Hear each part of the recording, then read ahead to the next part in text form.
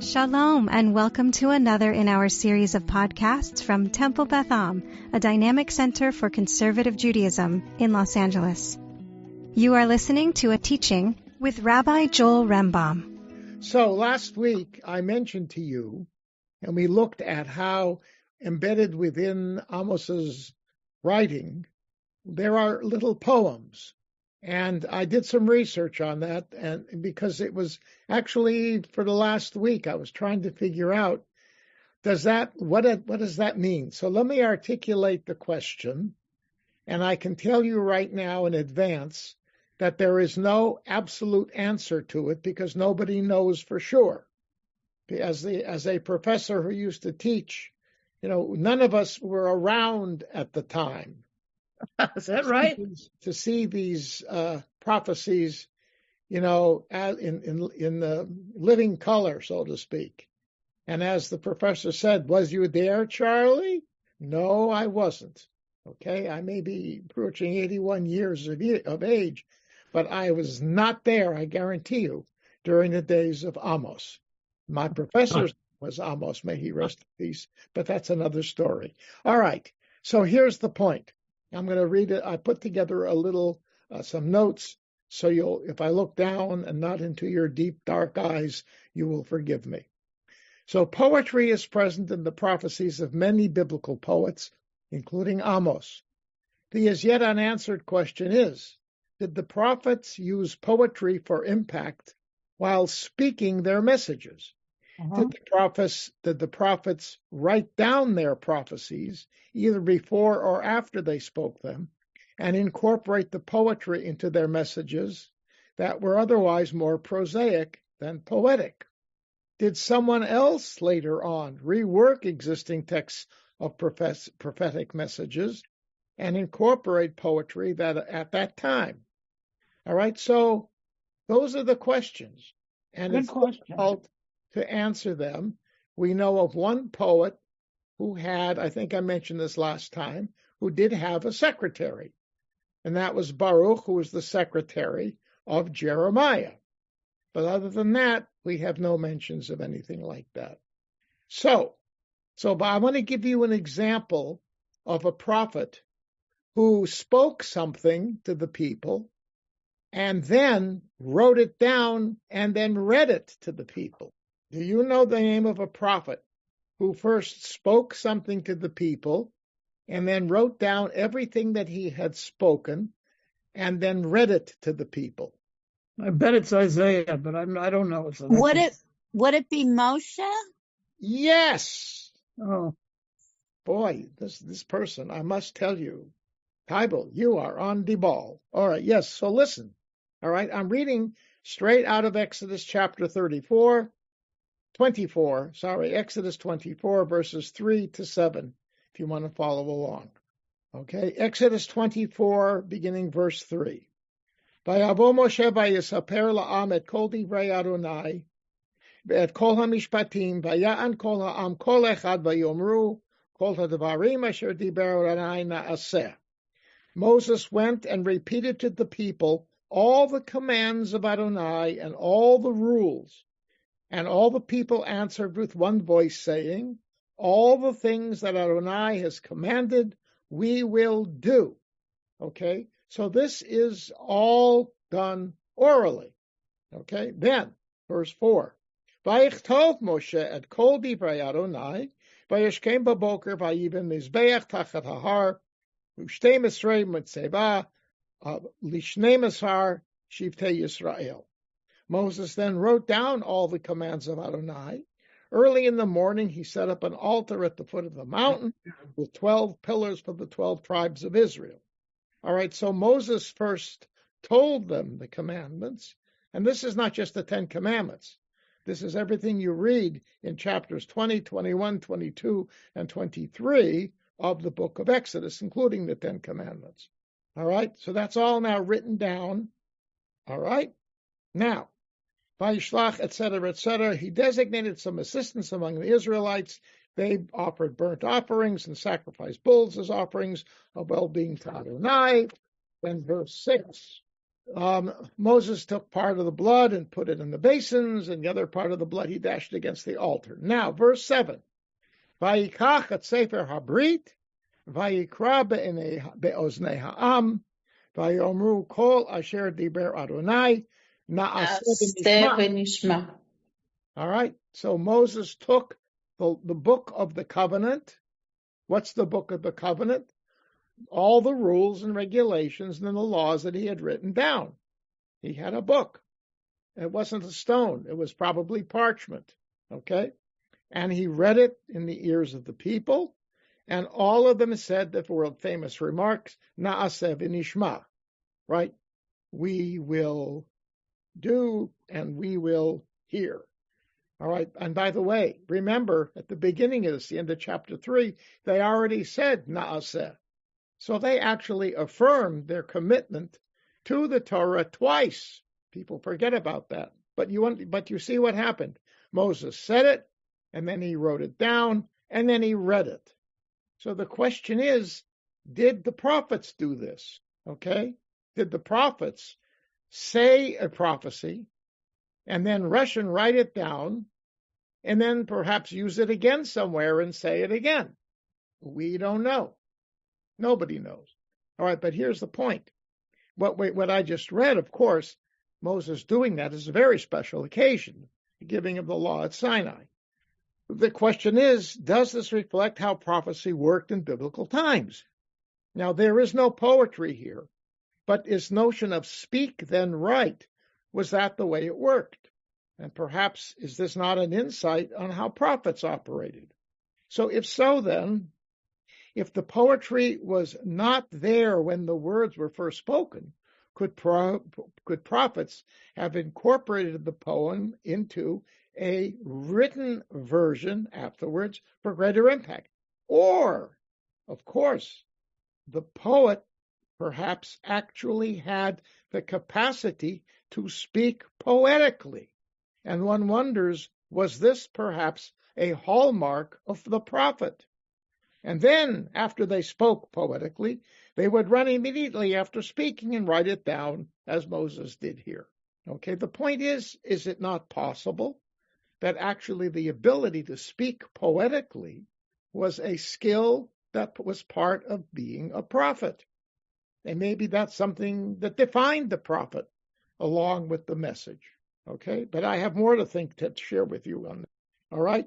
We have already seen Amos using another special tool for his words, which is either written and or spoken, and that was rhetoric. We talked about that last time, right? The rhetoric that he uses to repeat things for metaphors and stuff like that. There's a whole school, if you will, of rhetoric that floated around the Middle East in antiquity. Okay? All right, however, maybe they used another tool, poetry, in speech and or writing. In fact, is it not possible that poetry was incorporated into spoken words because, like music, it could actually facilitate memorization? Think about it. When you have patterns of words that repeat, sounds that repeat, okay, and there's some sort of an order to them, it's easier to memorize. It structures it for you. Now, I grant they're not all structured the same way, but you'll see what I'm talking about in just a minute, okay? Now, I'm going to recite to you a brief biblical poem. Right now, I'm going to read it to you. It's a mandate. It's not a prophecy, all right? But I'm trying to put together these things to show you. In fact, this may have even operated with you, because I think everybody here probably knows exactly what I'm going to read.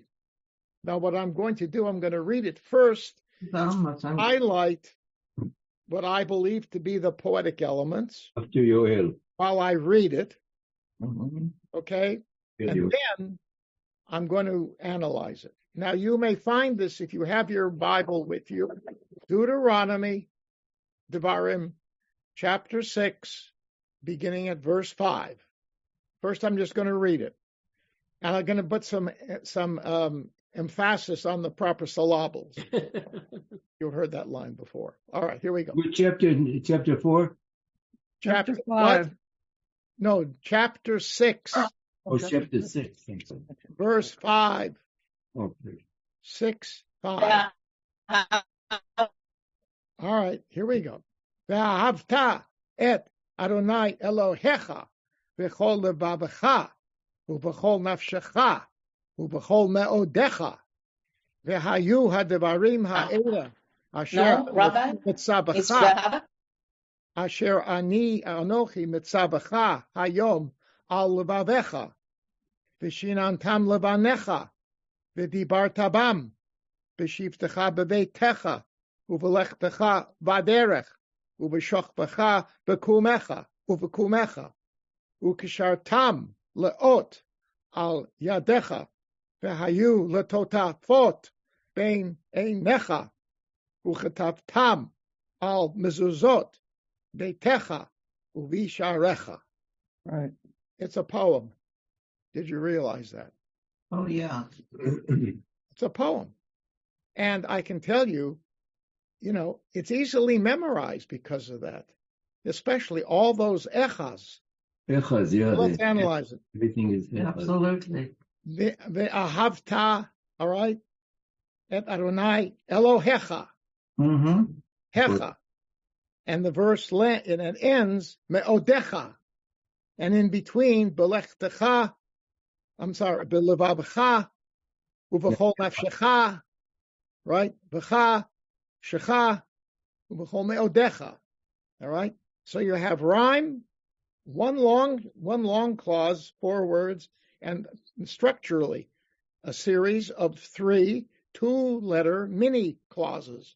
Bechol levavecha, ubechol nafshecha, ubechol me'odecha. So there's a structure.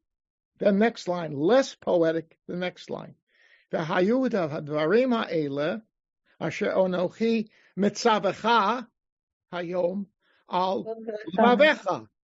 You have the vecha and vecha.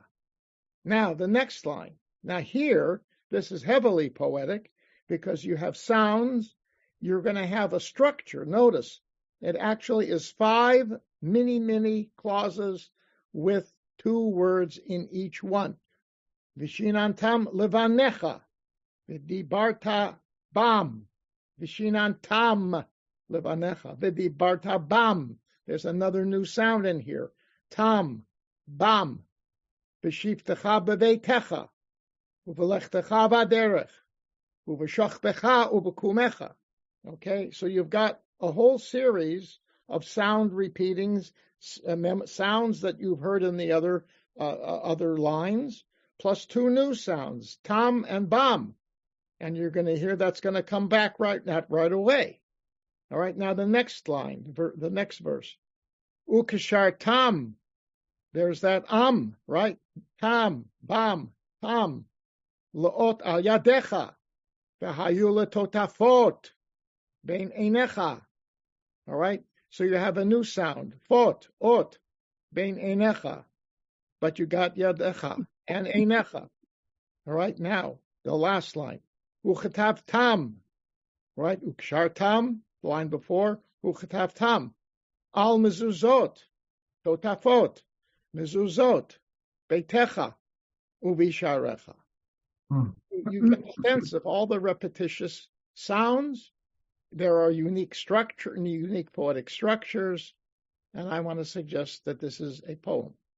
When I was learning to read Hebrew years ago, when my dad died and Sam was teaching me. Yes. I was reading and one night I said to him, Hebrew's a funny language. You keep getting these ekas, these oats, all in the same words. That's eka. Yes. Yes. Oat.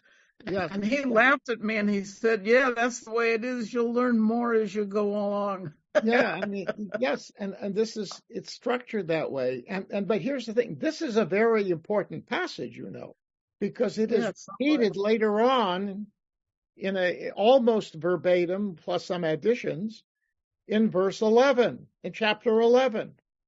V'haya im shamoa tishma'u el mitzvotai, right, etc. Le'ahava et Adonai Elohecha b'chol levavcha b'chol nafshecha, right? And then it talks about the good things that are going to happen to you and the bad things that are going to happen to you. And then it says, in these things, right, and all that, it's repeated again. Totafot, right? Not in the same order, but it's repeated. So the fact that you see this kind of a structure, and by the way, there's more consistency here than there is in the other one, because in the other one there's a shift. Oh yeah, I forgot to say this. This is all direct address, second person singular. The whole thing. It's not to the group. It's talking to each individual Israelites. Each individual Israelite. Okay? All right. So my point here is, Chapter 11 is in the plural. Yeah, well, it's mixed. Because Okay, mixed, sometimes when they pick up on the language here, and in the singular, right? That's a mixture. This is more pure in its use of these poetic details, I would say. Okay, all right. So my point here is, so Moses at one instance says something, writes it down, right? And here you have theoretically Moses again talking, right? It's Deuteronomy. And he is now saying it, the whole thing, in a poetic fashion. So you do have a poet, a prophet reciting poetry. Moshe was a prophet, right? Right. Greatest prophet that ever lived. Absolutely. Right? And so here he is giving us instructions. It's a mandate, right? But using poetry. And we remember it because of that. Now, obviously, the tropes help. Okay? All right. So this is all by way of background. When you see, because I will be highlighting from time to time poetry, poetic structures, a poetic approach. And you will see that it's all over the place. It's all over the place. In fact, it pops up. And now that I'm sensitive to these things, and maybe I'm going crazy, I don't know, but I see it in places I never thought they could exist, like in these, I never associated poetry and things. But it became part, and that's the whole point. It's possible if this had become in certain, shall we say, literary or teaching, prophesying, whatever groups, that developing these skills was something that came along with the job, so to speak. People who were prophets, who felt themselves moved by the word of God, and who were accepted by the people to be in such a category. Okay? They may have developed these things, and in their own minds, these elements help them realize and structure the vision that they were having, the feeling of God speaking to them in words and terms that fit into these patterns. It's very possible. And the fact that these people were using rhetoric as well, a whole other approach to the use of language, means that they were not dummies, and they had brains that operated with a certain kind of aesthetic, a certain kind of reason, logic, and so forth. So, but again, it's hard to pin things down because nobody tells us exactly how they operated. We have to figure that out for ourselves. Okay, I see hands. Okay, Bert. Just a quick question. While I can understand that the poetry makes this a lot easier to remember. Yeah. Because after all, we think this was passed on orally and people had to memorize it. And, it's hard to memorize things. Right. But that also, for me, makes it hard to understand. Because I read a lot of these things, these prophecies, and it's not like really straightforward what they're saying. So there's two sides to that coin. Yeah, no, but I think the other side of first of all, keep in mind here that excuse me, the sounds here are important because the person hearing this is going to be impacted by the fact that God is talking directly to that person, right? Echa, echa, echa, echa, echa. All the echas, it means you as an individual, you. So you are personally touched by that rather than the whole community, right? You can speak to the whole community in plural terms, but people say, oh, that's for them, not for me, right? I mean, it's okay. I mean, you can hide in a community, but here the point is Moses is sharing God's word with the people and telling him, you as individuals, this is for you as individuals. No, I wasn't talking about this particular section. Right, It was no, more but about the books of the prophets in I terms of got yours, understanding. but you've got right. You're going to see it. We already saw a little bit of that. The lion roars, and you cannot be afraid. Right, the lion roars. We don't hear lions roaring that much, so it's not impactful. I mean, yeah, we see movies. Okay, we go to the zoo, and sometimes usually they're very quiet in the zoo. I don't know what they feed them. Anyhow, but the point is, the metaphors that they use presumably relate to the people. So this note, we talked about this briefly last time, when Amos uses the metaphor of sheep, right away these people grab it because many of them are shepherds or they're farmers who have sheep, right? So that's something, and they knew exactly how to use these metaphors. Now here, it's interesting, and you'll pay attention to this. We're going to see, as we've already begun to see, he talks about these fortified palaces of wealthy people that are going to get schmeiced by God because of the bad things that they did. Okay? Now, he's talking to a community, but more often than not, the target are wealthy people, right? Because these are the ones who are seen as persecuting and taking advantage of the poor people. So he's going to be using a lot of references to things that wealthy people are familiar with because they'll get it. And he's hoping maybe it'll have an impact on them. Although basically what he's saying, it's too late. And when he says the poem, by the time you finish the prophecy, and you'll see, it's almost as if this is a foregone conclusion. Okay? All right. Now, moving on.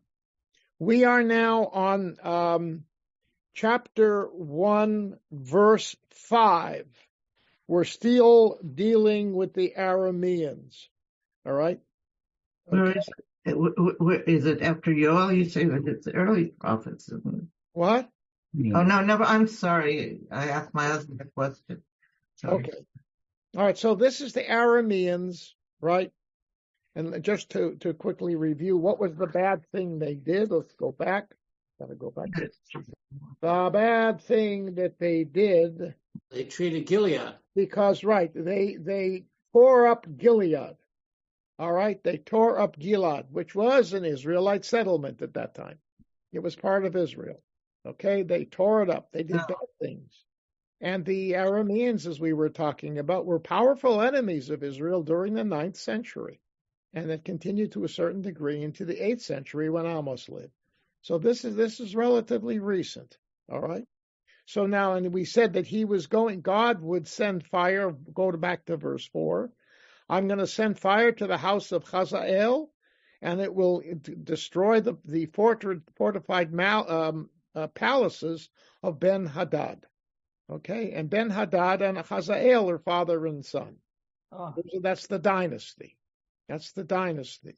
And by the way, you have here, V'shalachti eish beveit Hazael ve'achla armanot Ben-Hadad. 4 words and 4 words.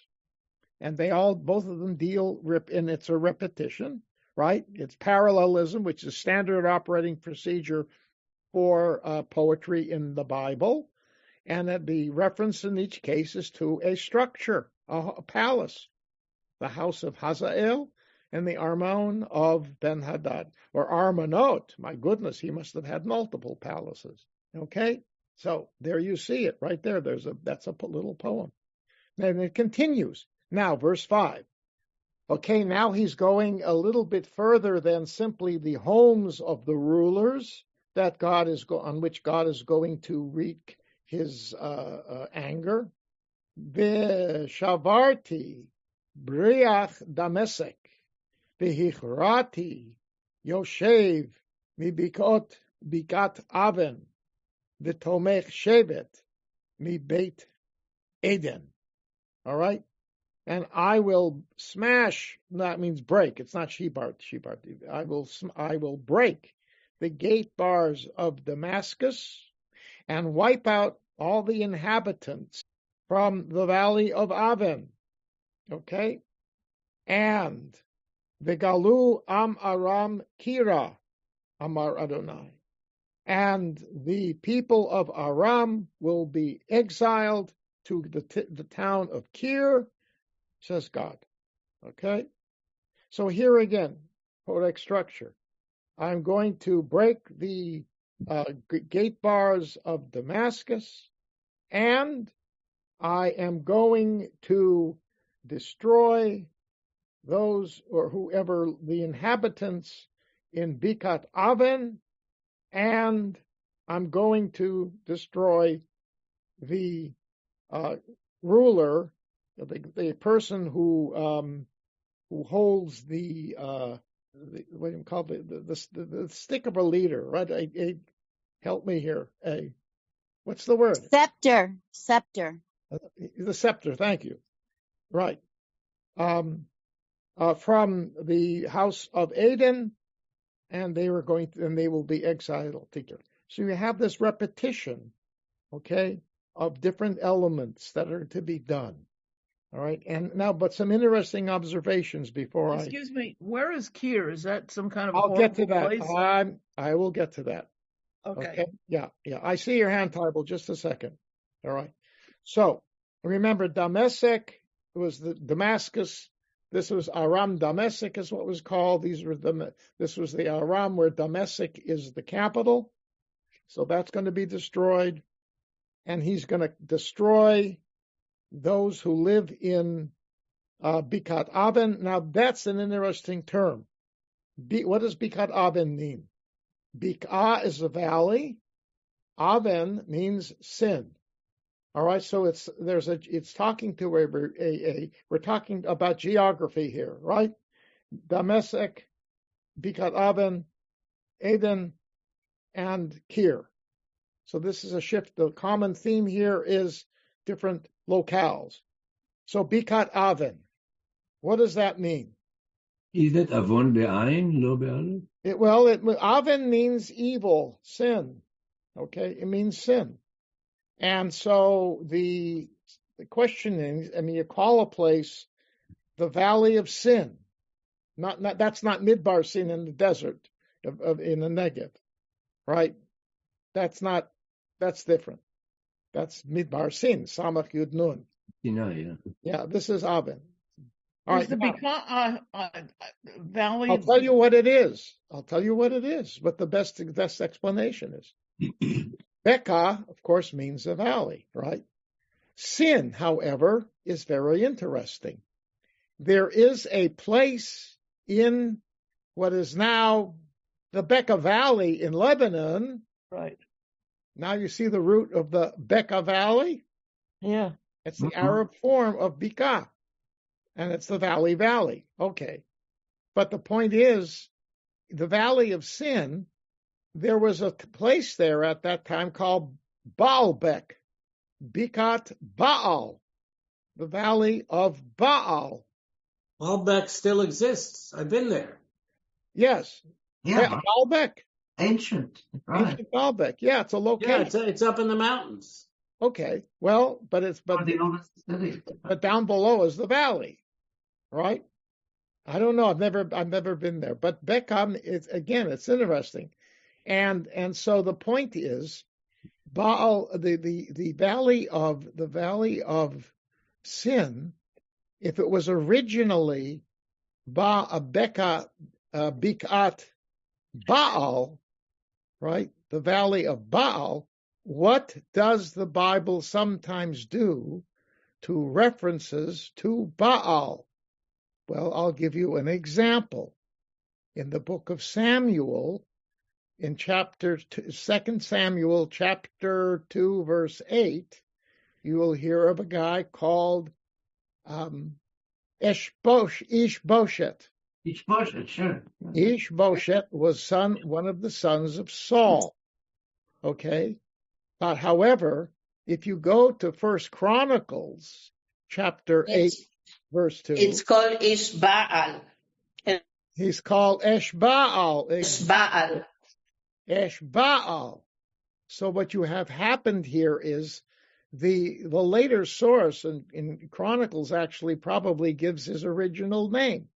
But God forbid that Shaul should have a son with the name Baal, and it probably was that. The Bible corrected it to Ishbosheth, which means the man of shame, because Baal is a shame, not a name, S-H-A-M-E. That's what Bosheth means. Okay, so it's a cleansing of the name. And I'm wondering if this is called Bikat Avon because the original name was Bikat Baal, and God forbid you should put Baal in the Bible, so you take out Baal and you call it sin, because worshiping Baal is a sin. And I think that's what's going on here. All right, I really do. But anyway, so it's referring to an area in what is today the Bekaa Valley. It's a valley of great sin because that's where they used to grow crops, opium. I think that's where the Jordanese opium, or was it Hezbollah who ran the opium? They're still doing it. Then. Yeah, sure. They're still doing it. Oh, they are? All right. Well, maybe Israel should bomb them too. All right. Anyway. Something's never changed. It would say, but the pollution that might happen would be destroy everybody. Ooh, never mind. All right. Okay. All right. So that's that now. But then it goes on. Okay. And it talks then about the ruler of Beit Eden. Okay. What's Beit Eden? Gan Eden. It's like Gan Eden. The word means blissful, luxurious. Okay, probably some area of land that was lush, like the Garden of Eden. Okay, and so it may have been there was a port city like that on the river somewhere in that part of the world. Anyhow, so that's what it be. And now Kir, the last point. And I hear you, Kaibel. I know. Let me just finish this. They know where Kir is. Kir is in the vicinity of ancient Ur. Ur is the place where it's it's called Ur HaKasdim. That's where Abraham they went from Ur to Haran, and then from Haran down into Canaan. Okay, so it refers to a place that is on the far southeast from what was the center of Aram. It's on the northern, what's the water, what's the Gulf there? Iran, not the Gulf of Iran. What is it? Well, where all the oil comes. The Euphrates. Is it the Persian Gulf? Yeah, Gulf of Persian Gulf, right. So if you know the Persian Gulf comes up, I guess from the Arabian Sea, it comes up, and then it hits up against the bottom of Iran and Iraq. I think both of them are down there. Whatever. At that point, somewhere in that area is where Ur was, and that's where Kir is. The point is they're being exiled far away from their old source of power geographically. And that's why all those geographical sources are mentioned. Okay? All right. So, but now you get the sense though, but you got to keep in mind here that the reason why we're going through this is because he is talking about real situations or real history that is either taking place while he is alive or has happened before he was alive, but recently, that he's aware of. And he's showing that all of these different things either have happened or are going to happen. And the fact is, with the onslaught of the Assyrians, and then after that, the Babylonians, a lot of that happened. That whole area got all of these different entities suddenly were swallowed up by these huge empires. Okay. And well, at that point in time, by the way, as we talked about we looked at the maps that you could hardly read because I was moving them up and down on the screen. Okay. But the point is, you saw that at that particular point, there was a kind of, in the middle of the 8th century, it was semi-quiet for the Israelites. And and the northern kingdom had expanded considerably. Of course, Amos's prime target yet to come up is that kingdom. But remember, when you have a prophet whose prophecies actually come true, right?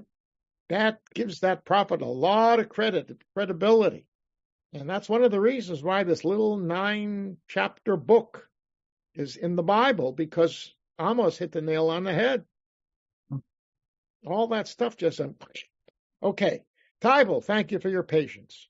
So this was a little bit a while back. Sorry, but I'm going to do it anyway because you were talking about the meaning of names.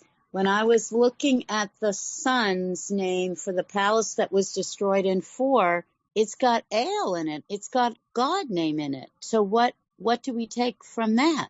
El was not God. El was the chief of the Canaanite pantheon.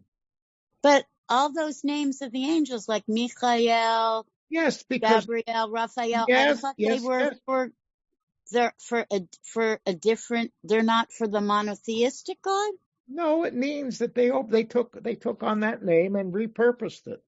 Oh, and this isn't a repurposing.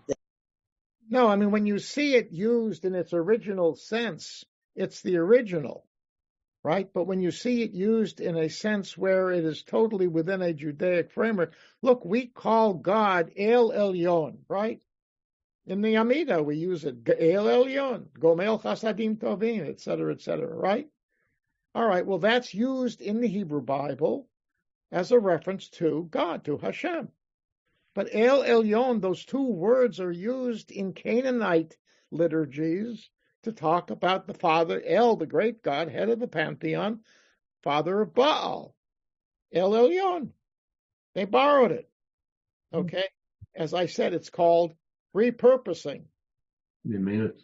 You've got something, look, like Beit El. You are good. Yeah. Hold on, I see your hand. Just a second. Okay. Beit El was the house of El. It was initially a sacred area dedicated to the worship of El in the 14th century BCE, before the Israelites took it. Okay? All right, so that answers the question. All right, Vered. I wanted to validate more what you said, because indeed during the time of Amos, he thinks that he prophesies really happened, and we know that this mighty king called Tiglath-Pileser, he came on Aram and he captured the city and he exiled all the people to a place called Kir, and he killed the king. So what he was saying is something that, gave him, like you said, credibility, because Yes. things really truly happened. And the Aram was destroyed and the people were exiled. So he's not just making up stories, but tachlis, something really happened. Yes, exactly. Right, exactly. In fact, Tiglath-Pileser II came about, actually was active already when Amos was prophesying. To prophesize, yes. He was around 740 something. He was already doing his thing. And he and when his son or grandson was also influential in the moving toward the conquest of Israel. I mean, that was done by somebody else, but the point is, ultimately, all of these Tiglath-Pileser guys were part of this thrust that the Assyrians made, moving south and west. Right. And that engulfed, and anybody who was sensitive politically, grasped that these guys are unstoppable. And he uses this, he uses this sense that he had to talk about all this stuff. And we're not finished though. Okay, good. All right. Barbara. Yeah, I'm just kind of curious. God wants to break the gate bars of Damascus and wipe out the inhabitants of the Vale of Avon, which is a valley of sin. But why the sceptered ruler of Beit Aden?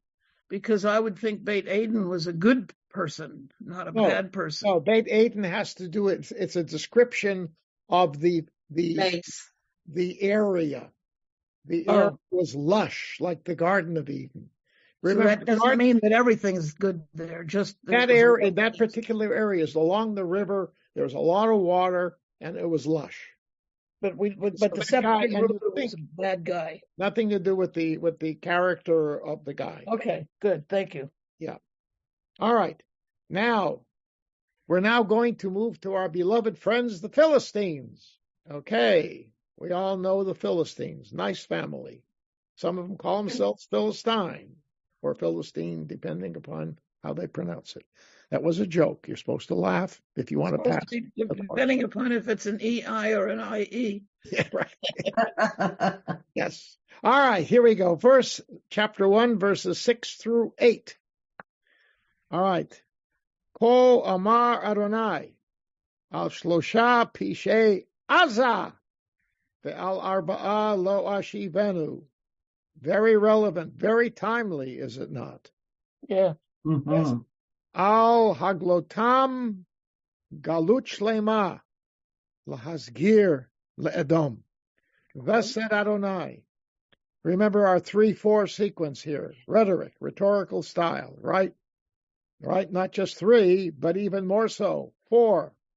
So for the 3 sins of Gaza, right? And by the way, the Azah, you know how it became Gaza? No. How do you pronounce an ayin properly? It's lion. Lion. Down here. Literal, yeah. Listen to how Yemenite Jews talk. Yeah, isn't it also in Arabic? Arabic has the same sound, right? The Egyptian accent has a very strong G. Right. Yes. So it's a G instead of an H in other countries. No, it's right. This is not even a J. Is another sound that is an Arabic sound of that. Yeah. But it's a guttural sound. The ayin is a guttural sound, and so the Semitic scholars of the 19th century, when they came to pronounce this, they couldn't go so they made it a G. Okay, made it a G. Why is it that Emek Yisrael, right? Yisrael, God will plant seeds, right? God will make it flourish, all right? But why is it's called Jezreel? Because auf Deutsch, in German, remember, the great German scholars in the 19th century opened the door to really critical study of the Bible. So they did it German-wise, with a J. But how do they pronounce it? Yisrael. Yisrael, yeah. Yeah, they would pronounce it yeah, because a J, like Jacob. How did Jacob become with a J? It's because in German a J, you write J, it's a Y. So that's how that happened. And now everybody uses a J, where it could be a Yud, and a Gimel, where it could be an Ayin. All right, so be it. Okay, anyhow. So what did they do? They did a huge exile of some group of people to the country of Edom, the Edomites. Remember on the map, that's southeast of Israel. Southeast. Right? All right, so what's that talking about? We actually don't know. It's not clear. All right. Now, as you're going to see in a minute, let me read the next verse, then we'll talk a little bit more. Now, so what's the punishment? V'shalachti eish b'chomat Gaza ve'achla armanoteha. Same words that we saw with part of the thing against Aram, right? You're going to have fire, and it's going to burn its fortified palaces, all right? Then, v'ichrati Yoshev me'ashdod, and I will destroy the Yoshev. It's the same kind of language as we saw with respect to Aram, that hichrati Yoshev, that those terms, to cut off, means to utterly destroy the dwellers of Ashdod, right? And here again, Tomech Shevet, the guy who holds the scepter in Ashkelon, and I will turn my hand against Ekron. All right, so you now have mention of the four Philistine cities, Gaza, Ashdod, Ashkelon, and Ekron. Oh, so Right, Gaza there was another one, Gat. It wasn't Gat is Gat. missing. Yes, Gat is missing. Somebody got.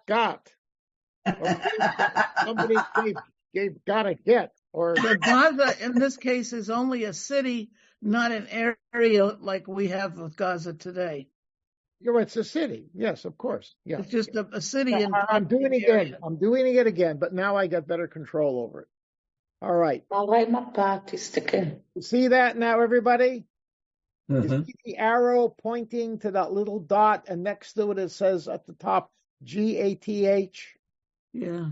That's Why the H? That's how the Germans did it. Okay. It may have been because it's a top without a dagesh in it.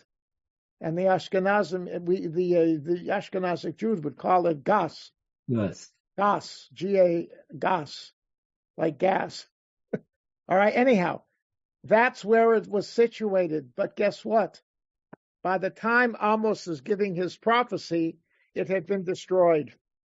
And here's where all of these things come together, because the destruction probably occurred at the hands of the Amorim, the Amorites. They conquered down there, destroyed it in the 9th century, 100 years beforehand. It was gone, and that's why it's not mentioned in his listing here, because it was gone.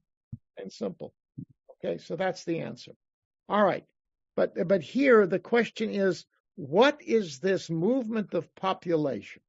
So I have a long note here from a very, very good commentary published by a guy named Sweeney. I'm not going to go into details because it's just too long. But the point that he makes, it is possible that Gaza had a specific, importance to it. In fact, at the time that this is all happening, that this is written, we're talking 8th century, 9th century, 8th century. Where is Gaza in respect to the others? It's the southernmost. Think about it, right? All the other cities, Ashkelon and Ashdod along the coast, like Gaza, they're in Israel, right? Gaza is not. It's the southernmost one. There were two major roads up to the north. One of them was the Derech HaMelech, which was up the Jordan River Valley. The other was Derech Hayam. And that was for especially after the period of Ramses II, the northern part of Egypt became an active Egyptian center. And we know Ramses himself, and I'm talking now 13th century BCE, set up a capital over there because he wanted to have direct access to that road, because he had interests up north in the Middle East, in the Middle East up there. In other words, in the southern Levant, as it's called, Eretz Yisrael, Lebanon, right, Ashur, those areas. Okay, so Gaza, for an empire or a strong kingdom that was interested in keeping the Egyptians at bay, Gaza became an important fortified area. It became an important city because it controlled the coastal route. Okay, so that may be why he begins even referring to Gaza here, because of these four cities, it was the most important. All right, but at the same time, it refers to the power center of the Philistines. The Philistines really were pretty much cut out of the picture well before this. I mean, King David, around the year 1000, right, ended the Philistine heyday. The Philistines were an active force of chaos, never total control, but of partial control and looting and attacking and so forth from about 1150 to 1000 BCE. And one of the reasons why David became the great hero was because he was the first king to shut them up and push them back to their cities along. From time to time thereafter, they would come out, go back, come out, go back. They never were as powerful as before. But at certain points in time, they seem to have aligned themselves with entities who were the enemy or friend of whomever. And at one point in time, it is suggested that there was periods when the Edomites were causing Israel a lot of trouble. And that boundary of control over Edom goes back and forth. Or this was sporadic incidents that were going on back and forth for centuries. And there were times when the people from Gaza would align themselves and perhaps help. There's a town not far from Gaza, an Israelite town, that was destroyed at one point in the 9th century. And the Philistines had something to do with that. And it could be that this is talking about the fact that they facilitated the shipment of of people from that town, and they were Israelites, away to Edom. Why would people be shipped to Edom? What would be an area in Edom that would require that? Really, they're doing a lot of research now archaeologically in Edom. It was a bustling area. One main reason being copper. Copper. Solomon's mines, remember, were not that far, right? They're down south too, right? Okay. Copper. And they needed hands. So slaves. It's very nobody knows for sure, but it's possible that these expulsion of people from their lands may have been done to Edom because of the need for manpower for their copper mines. And this is suggestions, okay, because it's not really clear. But clearly, we're dealing here with areas like Gilad, where it was not necessarily, where it could have been Israelites who were the recipients of the vile activity of these various nations, whom Amos is now, cursing out. And eventually, the truth was, again, eventually, these areas, when Tiglath-Pileser and the Assyrians came down, and some of them spread into these areas sometimes, these places were getting wiped out or seriously diminished in their power. Okay, so and there's no love lost really between the Israelites and the Philistines, that's for sure. So that seems to be what is going on here. One interesting thing, though, the fact that this whole process, Hazael and Ben-Hadad, are all wrapped up in this activity of all of these changes that are taking place. These are the Aramean kings, some of the powerful ones. Hazael ruled for decades in the 9th century BC. Okay, he ruled like 40 years, and he caused Israel big headaches. Okay, so that family, and nobody knows who wrote this. There was a stone, a stele, a stone, right, a piece of flat stone, found in Dan, in Tel Dan, up north. That's where Jeroboam the first built his northern temple with the golden calf, which he talked about last time. Remember, I had 2 temples. in Dan and Bethel. All right. Anyhow, they found up there a record of a conquest, including the name of Hadad, of Jehoram, son of Achav, and Achaziahu, son of Joram, of the house of, that's the second one.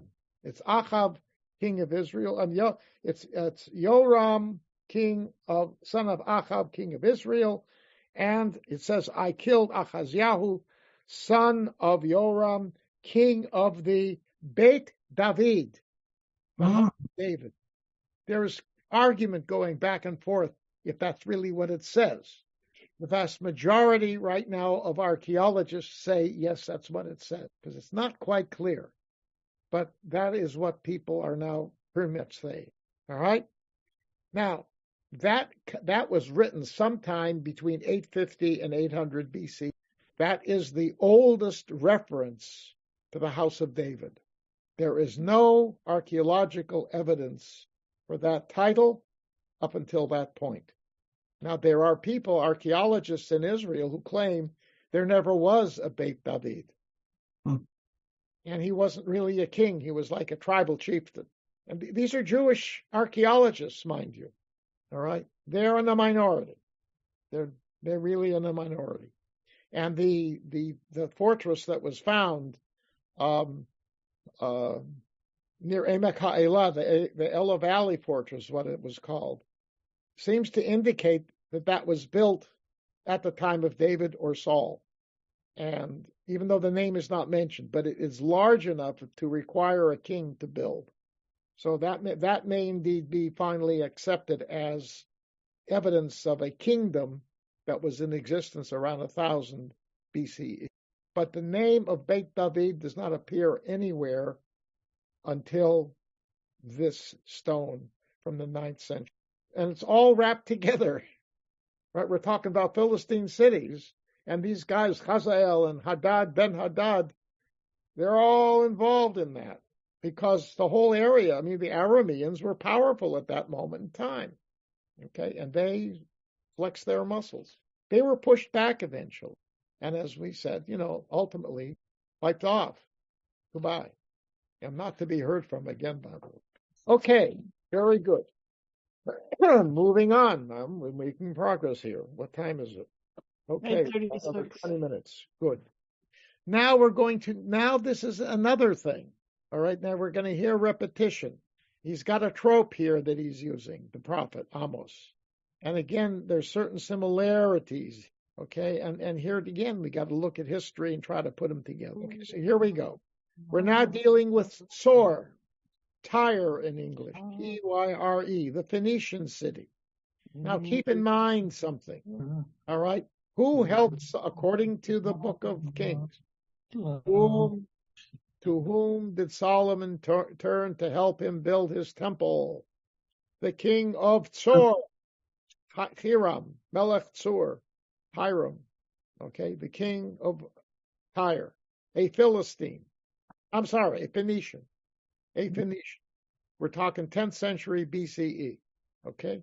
And he made a covenant with them. And they had a covenant with the Israelite kings, more so in the north, because obviously Israel is closer to Tyre, right? It's current day Jordan. Anyway, they're closer to Tyre than Lebanon today. They're closer to Tyre than Judah is. Okay, so their connections with the north were very strong. But they began by helping build the temple in Jerusalem for Solomon. And they had treaties with them. Okay? All right. Norm. Did the Philistines and the Phoenicians get along with each other? Did they have any relationships with each other? I know nothing about that. Okay. They are two different cultures. They had two different sets of gods, right? Dagon was the big god of the Philistine. Very good. Phoenicia Thanks. was Baal. It was Baal. All right. But when would you guess that the relations between the northern kingdom and the Phoenicians of Tyre would begin to sour? Well, maybe after the temple was built, because you don't know what the agreement was and who gets what and how much they pay and so forth. So, no? There's no indication of that. No. Okay. But something, and it in fact, subsequent to that, as we will see, there were changes. But what was a major eruption of a problem in the northern kingdom that happened a century, less than a century after the death of Solomon? The split, right? What? The desecration of the temple, wasn't that one of the really bad kings ruling? What desecration of the temple in Jerusalem? Yeah. By whom? Was it either Jehu or Ahab? No, I don't remember. this has nothing to do with the southern kingdom. Remember, Jerusalem was the capital of the southern kingdom at that time, and the temple was southern, talking north. Well, there were high places or alternate sacrificial sites in the north of the northern kingdom and in the south of the northern kingdom that were established, presumably in order to get people to go there rather than to go all the way down to Jerusalem. Right, but that's not the issue that relates to Phoenicia. Earlier in Amos, we know that there was a earthquake coming up. Has the earthquake come up by now?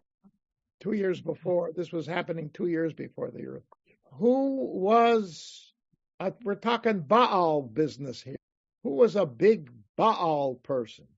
Nebuchadnezzar? Who? Nebuchadnezzar? No. No, I'm way off. I'm sure. Who? Yeah, Nebuchadnezzar. He's not until 6th century. Yeah, Sorry. later on. That was a bad guess. Decades later, Okay. yeah. And he's Babylonian. Yeah, but Oh, he's back. Oh, Yes, that's okay. Never mind. All right, it's complicated. Come on, guys. Baal. Who is the big Baalabus about Baal? Yeah, well, I thought that was Jezebel, but Yes, She don't does- say yes, stop. Yes, Jezebel. ah, or Jezebel. Jezebel. Should one say Jezebel? Jezebel. Yeah, well, Isabel. Jezebel, right. But And she her was, husband Achav. but she was from, she was a Phoenician, wasn't she? Yes, So why would that be a problem? because of the reaction. So that only happened. after she was, okay, all right. After she was killed, Exactly. then that would have been, they would have been ticked Right. about that. Yes. At some point after the death of Achav, at the hands of Hazael, the Aramean, and his son, as we saw, also of an Aramean king. So at some point in the second part of the 9th century, Baal things became very not Baalabatish. That was a bad pun. Okay. It wasn't very Baalabatish. Sorry, thanks. Ha ha ha. Yes. All right. Okay. And from that point on, the charter, any kind of agreements that they had with the kings among the governments of the two areas, it all fell apart. Oh. And that's what Amos is now talking about. Okay, that's what It exactly. sounds like there was a problem between the Phoenicians and the Arameans. Well, but there was. I'm not sure of the impact. That only had to do with the house of Achav. I do not know what the Arameans did vis-a-vis Tyre when their relations up there. I did not learn it. I don't know what it is, so I can't. Unfortunately, I can't answer you. I only know the impact of the Arameans with respect to what happened in Eretz Yisrael. All right. So, I mean, you can look it up. Don't do it now. Check it out, Arameans, and see if they ever dinkered around up there on the coast. I don't know. Okay. So I'm not going to, I can't answer you. Anyway, all right. So here we go. So Amos is now going to, God through Amos, right, is going to take it out on Sur. And Sur is going to get a lot of Saurus. Of course, That's we a good knew one. that was coming. That's a good one. Okay, you can That's quote a me good on one. that. A lot of Saurus. All right, here we go. Ko Amar Adonai al Shlosha Pishei Tzor ve'al Arba'a lo ashivenu. For the 3 sins of Tzor and for more, I shall not annul my decree of punishment. Again, there's something else here. Al Haskiram Galut Shlema le'Edom. They did the same thing that the Philistines did. They're accused of the exact, it's like a trope that he's developed here. All right. V'lo zachru brit achim. And they did not remember the covenant among brothers. So the commentators today suggest that the not remembering the covenant among brothers may have to do with the falling out between Israel in the north and Tyre that happened in the second half of the 9th century.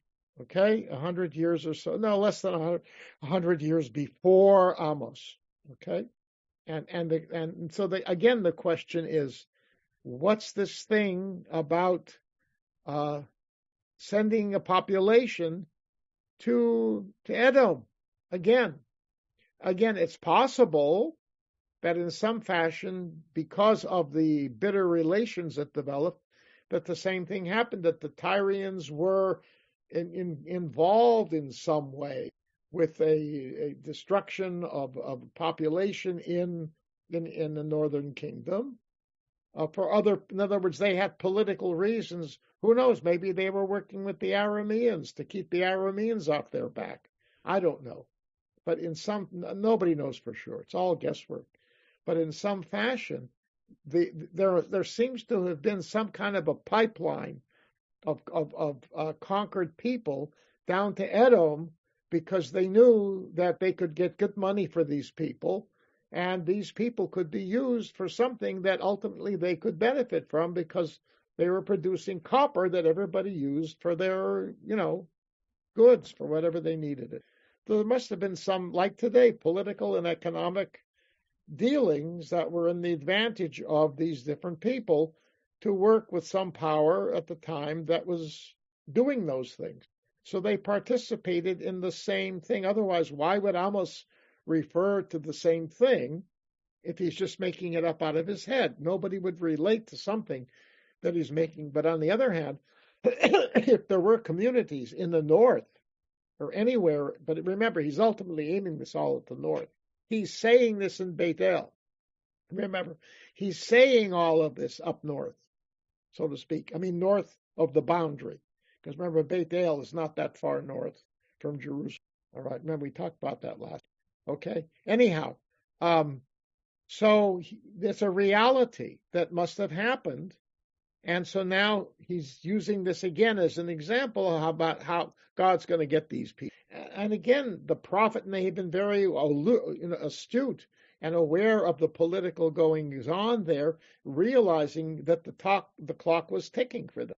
And that ultimately one of these powers, again, Tiglath-Pileser. I mean, they took over a lot of stuff, or they didn't necessarily conquer. You could go in, get the king there to agree to pay a huge amount of money, so that the conquering empire would just leave them alone. But it would be very costly. And we read about that with the king of Israel. In fact, that stele seems to indicate that the king of Israel now was kicking over money to somebody so that they wouldn't attack Jerusalem. Okay? So anyhow, the point is, That could have been what was going on at this time. Okay, and so then again the same words. V'shilachti eish b'chomat tzor, right? I will send a fire to the walls of Tzor, the achla armanoteha, and it will consume their fortified palaces. Mhm. Okay, the same kind of all right. So that is our beloved friends there. Okay, now let's see where we are on timing. All right, we got 10 minutes. Okay, now we're going to go to the Edomites. Remember what I told you before. Okay, so remember the Edomites and the Ammonites, right, are related in a certain key way to the Israelites because Edom, Moab, and Ammon, right? And we're talking geographically now because Edom is the most south. It's Edom, Moab, and Ammon. All right, so Edom, okay, Edom, who is the father of the Edomites? Esau. Esav, right? Yisrael's brother, Jacob's brother. So now we're getting into mishpocha here. Oh, there's my hand again. Hello. See when I raise my hand? You see the hand up there by me? All right, watch this. Ha, ha, ha. I have power. Ha! Go away. Good. All right, anyway. Okay, so we're now dealing, and remember, Ammon and Moab, quiz of the day. Lot. Lot's, right, Lot's grandsons. Oh, we can have this Their again. And sons, both. Both, yes. Sons, grandsons. They are Same the difference. product of when the two girls had sex with their father. Remember? No. Right? Because they thought that they were the only people left on earth. I mean, it was innocent. They actually believed that they thought they were the only people left, and they had to procreate. And the only man around was their father. And so they had sex with him, and they each had a child. Ammon and Moab. So that's through Abraham, okay? Because Lot was Abraham's nephew. So it's all these. So these three entities, the last three, before we hit Judah, are family. And now it gets sort of painful. And you can see here again that it's going to be a challenge here. Okay. Ko amar Adonai al shlosha pishei Edom ve'al arba'a lo ashivenu. The 3 sins of Edom and 4 I will not rescind my decree. Al radfo b'cherev achiv v'shichet rachamav vayitrof la'ad apo ve'evrato shamra netzach. Okay, for 3 transgressions Edom and for 4 not revoked the decree because he pursued his brother with the sword and repressed all pity, because his anger raged unceasingly and his fury stormed unchecked. Okay, so who's his brother? Jacob. So all these other people came before Jacob and No. These are the descendants of Jacob and Esau. Oh, okay. Right. So, but the point is, by extension, yes, he is the descendants of his father. His great was the brother of the Israelites. Great.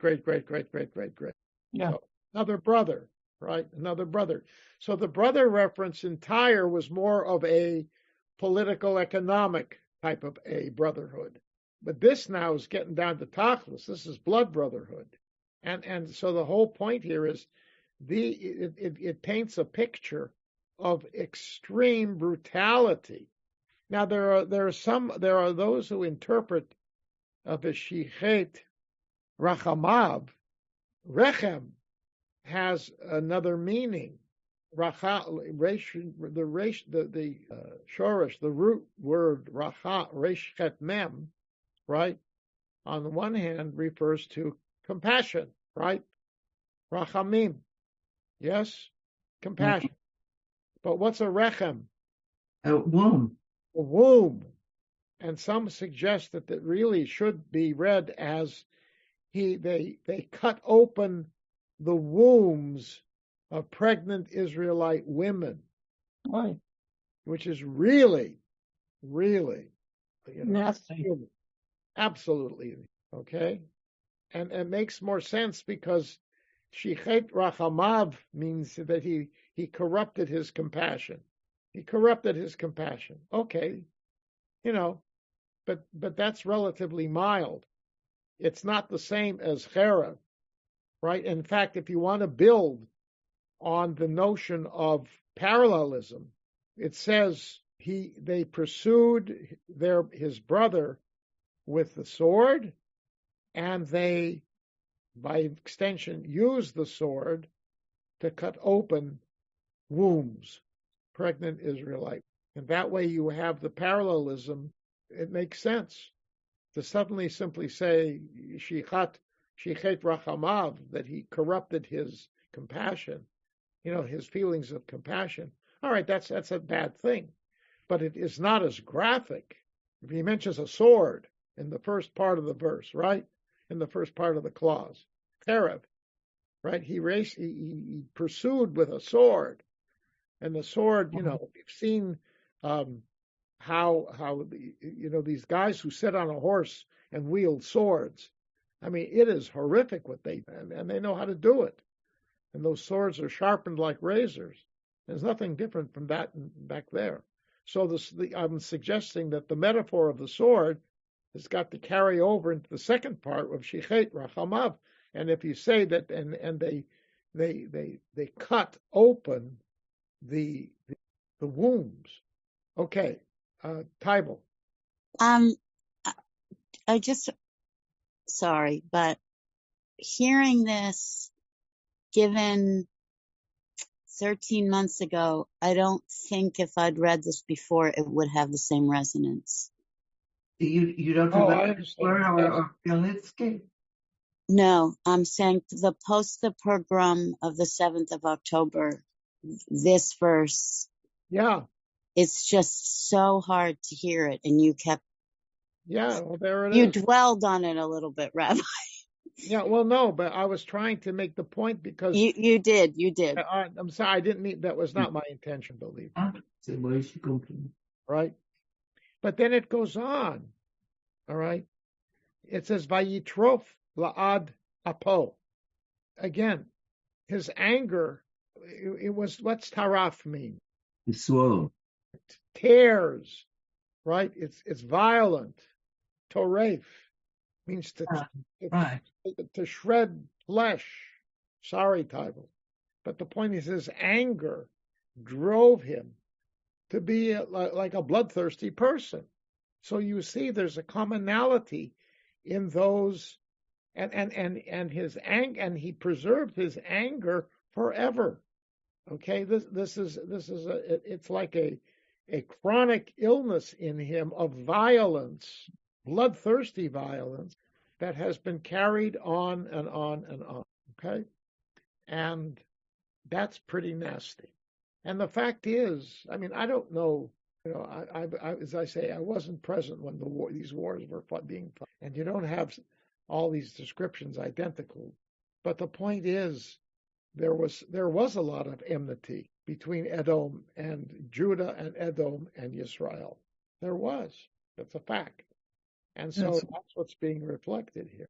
And again, in the end, the Edomites, well, no, the truth is, the interesting thing is, the Edomites continued to be around down into the Roman period. You ever hear of the Idumeans? Yeah. Desert people? That's the Edomites. And Herod's grandparents. Where do you think they got their name? But Rabbi, weren't those Idumeans Herod's grandparents? And that's why he destroyed the genie? Yeah. Yes, exactly. Yeah, and the Jews, I mean, that group of those people, the Hasmoneans forcibly circumcised them so that they would be embodied within. It was almost giving them a right to control that area, because now all these males who were circumcised were Jews. This is what the Maccabean kings did. Yes. Yeah, they weren't they the only tribe that was ever forcibly converted by Jews, the Idumeans? Yeah, I mean, it's just what I just said. Right. But I don't think there were any others that were forcibly. I don't, but remember, it could very well be because of the sense of a relationship they had with them, but it was also a matter of geopolitical power in terms of where they are located. Right. Yeah, there are many factors that go into this. Yeah, I'm saying the Maccabean family, those kings did it. Yes, sure. And that's how we got Herod. Did us a favor, built a beautiful temple. Even the rabbis say that the temple was beautiful, but that's beside the point right now. All right, anyhow, okay, but again, it is going to be, you see, the same punishment. Verse 12, V'shilachti eish b'Teman, right? I'm going to bring a fire upon Teman. Teman, again, a southern desert area, right? Ve'achla armanot Botzra, and they will eat the fortified palaces of Botzra. These are main centers so in a sense they get off easy compared to some of the horrible things that God was going to do to some of the other people. But it's a horrible description here. And Tybal is right. It's disgusting. But it shows you the strong feelings, negative feelings that existed within Israel. No, but remember, it's very likely. Remember, where is Amos from? He's from Judah. He's a southerner. And I guarantee you the people in Judah had more tsuris with the Edomites than the guys up north, because they were neighbors. Bert. I can't help thinking back to Rabbi Held's book, and that's you did, about the God of love. Yeah. I don't know. This doesn't seem to be the same God. Well, this doesn't maybe say more of justice, of kings. No, this doesn't say that God's going to do that. That's what the Edomians did. That's what the Edomim did. No, but I mean in general, it's saying God, because they did this, I'm going to bring about such and such and such and such. Well, yeah. As if it's God's fault, the bad things that happen. It's God's fault? Well, I don't know. He says, because they did this, I will bring upon, I'll break the gate bars of Damascus. That. I will do this. Because they were bad. I mean, the punishments. Isn't it saying that God is bringing about these punishments, or am I not understanding this? No. I mean, in general here, yes. Those punishments, as I said before, are more detailed than here. They're more. Some of those punishments on God's part. The quality of God are strong. I was just relating to the whole chapter, the image of God here as being so different from what Shai Held was talking about. Yeah, well, of course, but look, the reality is that the standards of how enemies operate. No, I shouldn't say that. I mean, in the modern period, we've got enemies who have operated like this with other enemies, right? And I'm not just talking. We are today, and I mean. Yeah, but I'm not just talking about how civilians were treated. I'm also talking about how, soldiers in POW camps were supposed to be treated with a certain amount of, care. Respect. And hostages. Yeah. Right. Yeah, hostages. Yeah, exactly. I mean, and they're not. Okay, and they're not. Yes, exactly. So, I mean, but the point is that the concept of God punishing, he wiped out the whole world at the beginning of time. No, what about right? But the flood, yeah. Yeah, but this seems to be the real angry, punishing God that Rabbi Held was talking against. Right. Well, the point is that should not characterize. First of all, that's where a historical approach to understanding the Bible is important, because when you understand things historically, you realize that what's being written here is not something that people felt was morally abhorrent.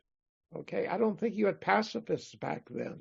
I don't think we should blame God for the wrongdoing of Israel or Israel's enemies, or Judah or its enemies, then or now. I Yes. think it's just unproductive. Oh, I think you're right, but I think I agree in general. But what Bert was responding to was we read this book by Shai Held. So, yeah. Yes. So, I mean, but Held himself admits in the book that there is another element these notions exist in Jewish. In The English. fact of the matter is that we were, in a sense, sheltered from having to act to make these decisions. Don't we say that even today? Right? Do you understand what I'm saying? I'm sorry. Let me repeat that. For the last 2,000 years, we were not in a position to do anything like, right? When could we respond like this as a people? After Bar Kokhba? Never. That was it. Right? We didn't have to get violent until the Arab-Israel tensions began, when the Yishuv began in Israel. Right? And then, these were people who were saying, we're the new Jews. We are going to defend ourselves. We're not going to just wait for the Mashiach to come. That's the broad picture. We do have the Warsaw Ghetto, and You have the Warsaw Ghetto, but the Warsaw Ghettos, that was a yeah. They fought back, but the point is right. But they didn't have in the end the control over their fate the way the Jews in Eretz Yisrael had. I mean, we succeeded in establishing a state. Right. Rabbi, don't we say today, Hashem Yinkom Damo, when we have something that happened pretty bad to our soldiers and so on? We say Hashem Yinkom Damo. They say it in Well, I didn't understand what you just said. Say it again. I say that even today we apply certain power to Hashem. When we lose the soldiers and they bury him, many times you see when they bury him, they say Hashem Yinkom Damo. You apply it. Yes, right. Yeah. Right. Yeah. I mean, those questions are still asked. Absolutely. Right. I understand. Yes. And you don't have to do it with the soldiers. I mean, when you got a baby, a child who dies, right? Where was God? Right. I mean, and that's a natural tendency that if you believe there's an all-powerful force that ultimately is a force for good, then how do you justify that? Well, it depends upon how you define the nature of how God operates. Right. Exactly. Or if you feel you can understand how God operates. But the point is, God gave human beings free will. Right. And that's the problem. That's God's problem, too. That's the whole story of the Bible. You think about it, right? We got free will. And we're supposed to choose life. That's what it says at the end of Devarim. And yet we choose to do death. That's our choice. And, it's the same old thing. So the point is clear. You have to decide if God does, look, there are many answers to that. One answer that a lot of very religious people says is, their souls are with God. God's taking care of them. All right. And there are some people who find comfort in that, but there are a lot of people who don't. All right. Look, when my mother died, she was, God bless her, 97 years old. I should live that long. All right. She didn't die in great pain and suffering. Okay. It was a blessing. And you can say that at that point. Yeah. I think we'll all agree with that. Sure. Right. But when you lose a kid, what happens? A child runs out into traffic and gets hit by a car and dies. Something as mundane as that, as horrible as that. Right? It's not very helpful, is it? Well, but things are, I think people have to understand it's not like if you pray, it's like a superstition, and if you're a good person, then that will ensure that your life will be a bed of roses. I mean, people asked it after the Holocaust. But why didn't they ask it after Khmelnytsky? Yeah, It's the same thing. These things sure. that could be attributed to people, but not to And God. And we can't pretend to understand God any more than an ant can understand us. right. I mean, there's truth in that. And the point is, you just have to say that it may be that God we're living with the same concept, with a God concept that's 2,000 or 3,000 years old. Exactly. That God, ultimately has the power over everything. Exactly. Right? Now, it may be that, in fact, what we're learning from all of this is that that's not how God operates, and that's not how God ever operated. That maybe, this notion that maybe God is the master controller, but there's a lot of things that God does not micromanage in the universe. And that may be the nature. It may be the way it is. And when we pray to God, what we should be saying is that we ascribe to God all kinds of positive features. When I do those prayers, I do them with full heart and saying that ultimately those principles that are so wonderful exist, and that's how God expresses God's self. But the point is, it's up to us to grab onto them and to make them and to translate them into action. Yeah. And if we would think more that way, a lot of these things, I mean, look, you've got people to this day yelling and screaming at Jews here because their belief is in a God. No, let me forget about that for a moment. Mr. Sinwar, right, was a pious, ultra-religious Muslim. The world forgets that. That's right. He believed that he was doing the will of Allah. He said so. He said so multiple times. And this is the same guy who says, you could kill 100,000 Palestinians. I don't care. They're martyrs. That's right. The more the better, so we can go to. Yes, yeah. I mean, so we can get sympathy from the idiots in the West, right? Right, yeah. I mean, he said that. Okay. That's not my concept of God. All right. I don't pray to that kind of God. Right. And that's the problem when you deal with what we could call a fundamentalist approach to religion. That these elements that all these traditions have, specifically what Bert was talking about, right? That those are the defining elements of God. That's the problem with that approach. And then you can justify all kinds of things, right, for that. Lord knows, before the Holocaust, thousands of Jews, I don't know how many Jews were killed over the course of the interactions between primarily Jews and Christians throughout the generations. Okay. Sure. Yeah. I mean, I don't know the number. Okay. But they're big. It's a large amount.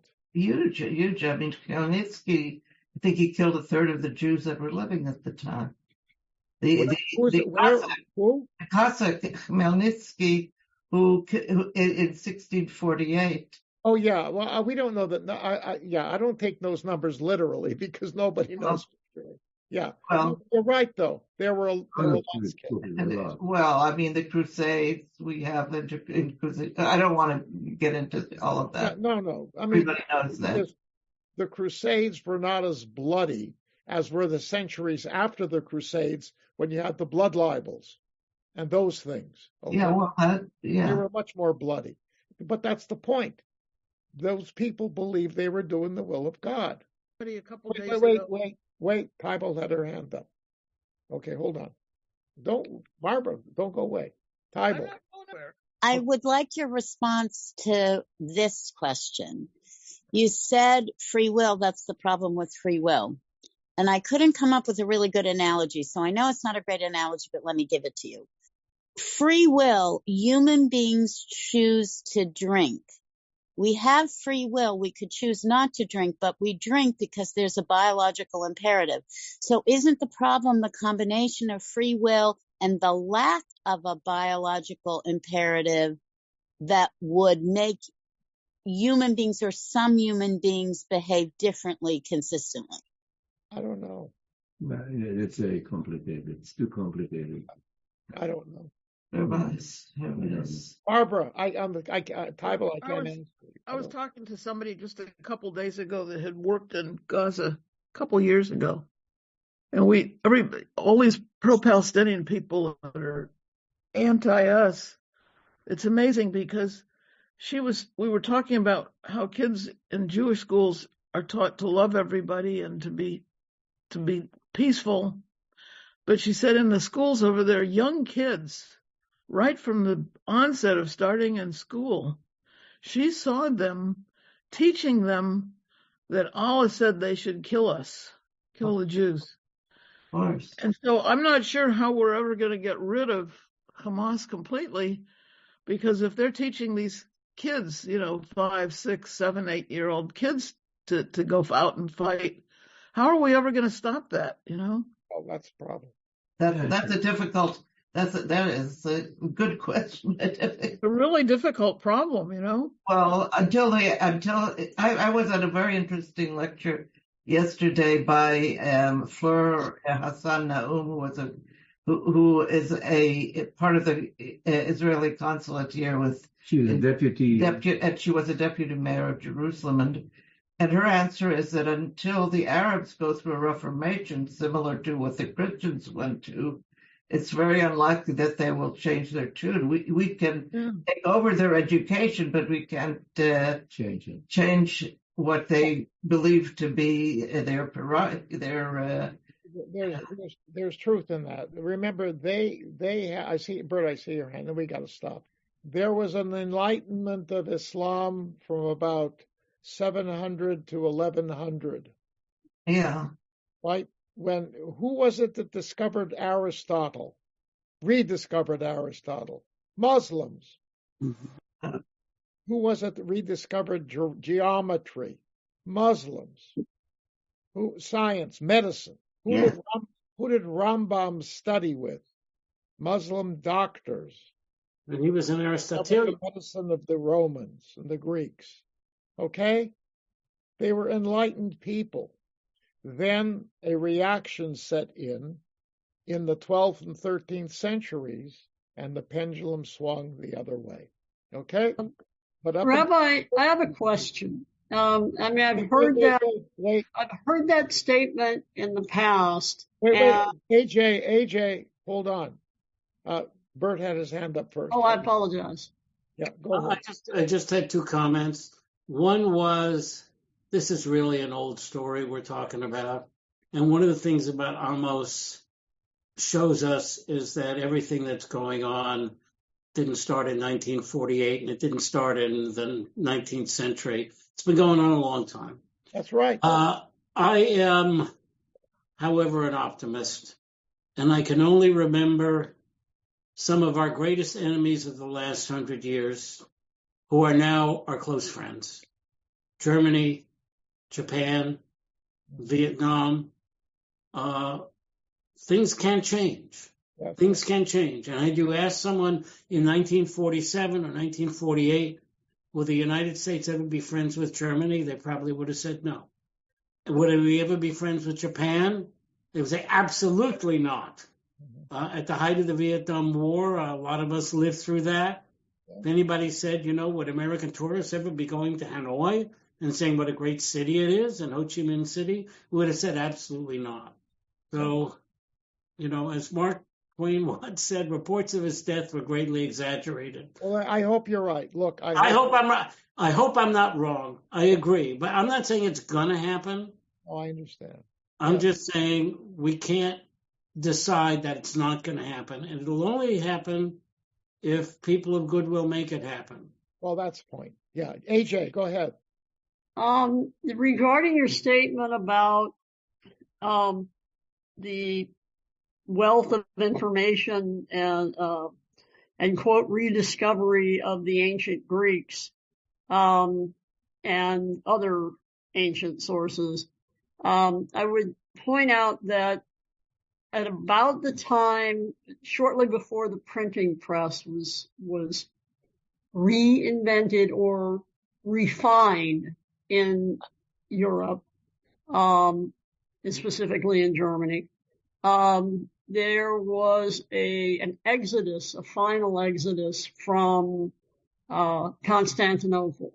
It was in decline. It was an extreme decline, and for over 100 years, people were leaving. People were taking with them the great thinkers, the not movers and shakers, but at least some of the people who had libraries, etc. They were taking them with them into Europe as they fled in the face of the Islamic expansion.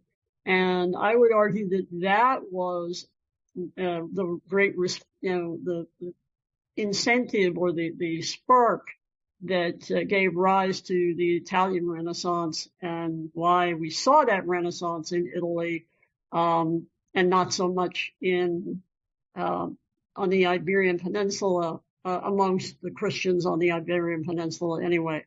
And as far as the mathematics is concerned, algebra, they were getting that from India.